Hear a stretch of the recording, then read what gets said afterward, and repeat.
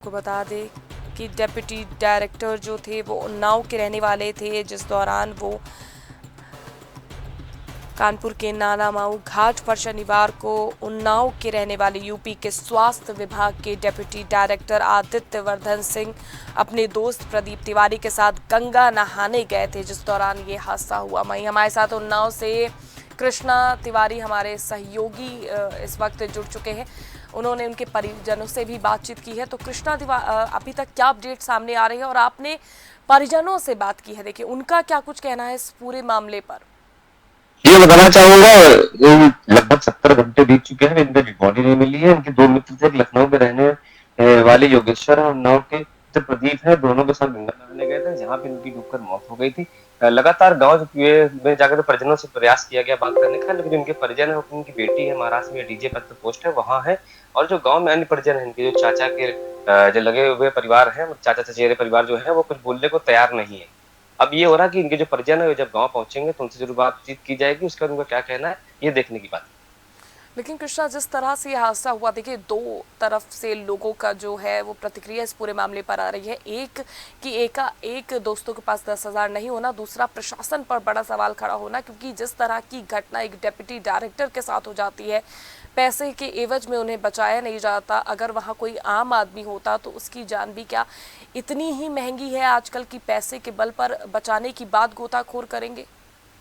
आमतौर पर देखने को ये मिलता है, जैसे कोई पर्व रहते हैं, कोई जैसे गंगा स्नान के जो भी पर्व रहते हैं, उस समय तो जिला प्रशासन और पुलिस प्रशासन के द्वारा पूरी व्यवस्था की जाती है। पर आम दिनों में जो घाटों पर किसी भी तरह की गोताखोरों की टीम नहीं लगाई जाती है। यही कारण रहा होगा कि जिसमें ये डूबे हैं, जिसमें घटना घटित हुई, उसमें गोताखोरों को सूचना दी गई होगी, मौके पर पहुंचे होंगे, उसमें हो सकता है देरी होगी। पैसे लेन देन का मामला जरूर सामने आया है, जो स्क्रीनशॉट वो शेयर हो रहा है, लेकिन अभी ये कंफर्म नहीं हो पा रहा कि पैसे बाद में दिए गए हैं या पहले दिए गए हैं। ये तो जांच का ही विषय रहेगा। लेकिन जैसे वही बात निकल के आती है कि आमतौर पर जो घाट है, जितने भी गंगा तट स्थान है जहाँ पे लोग स्नान करने जाते हैं भारी संख्या में, वहाँ आम दिनों में कोई सुरक्षा के इंतजाम नहीं किए जाते। जी, लेकिन आदित्य, जिस तरह का ये मामला अभी तक निकल कर सामने आ रहे हैं, कृष्णा, जिस तरह से आदित्य की जो ये मौत हुई है डेप्यूटी डायरेक्टर की, उस पर जो भी मामला निकल कर सामने आ रहा है, जिस पर साफ तौर पर गोताखोर को पैसे के एवज में जान बचाने की बात निकल कर आ रही है, तो क्या गोताखोर के खिलाफ भी कोई कार्रवाई प्रशासन कर सकती है?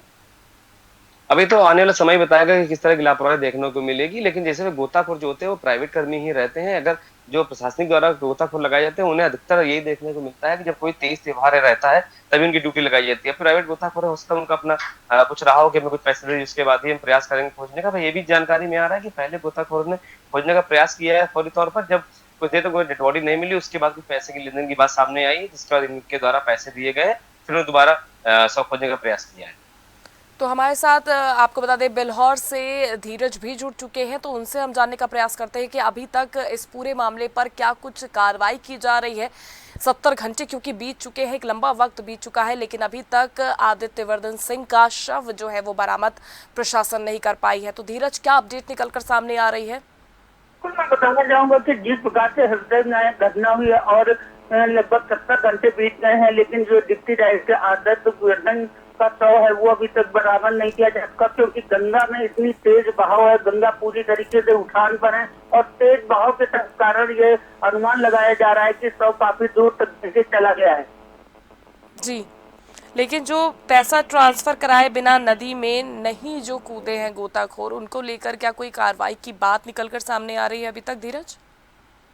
डीसीपी पश्चिमी ने कल साफ तौर पर कहा था, अगर जिस प्रकार की कोई भी घटना सामने आई है या जिस प्रकार का किसी ने कृत्य किया हुआ है तो उसके खिलाफ सख्त से सख्त कार्रवाई की जाएगी।